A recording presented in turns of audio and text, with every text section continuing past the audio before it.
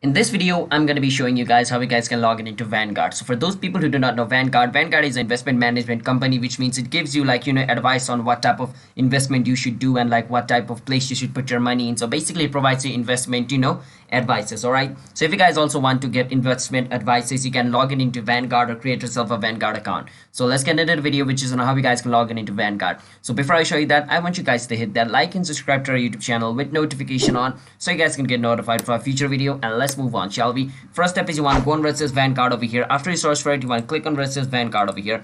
After you click on it, it's going to take you to the official website of Vanguard. Once you're over here, you want to go on where it says personal investor over here, or you can choose whichever one you have. All right, so I have a personal investor account. I'm going to click on it and it's going to take me to its personal investment site. Once I'm over here, I need to scroll a bit down and enter my username. After entering my username, I need to enter the password of my account and click on login, and I should be able to log in into my Vanguard account. So that's basically how it is. So hope you guys were able to understand the video. If you guys did, then be sure to hit that like and subscribe to our YouTube channel with notification on so you guys can get notified for our future video.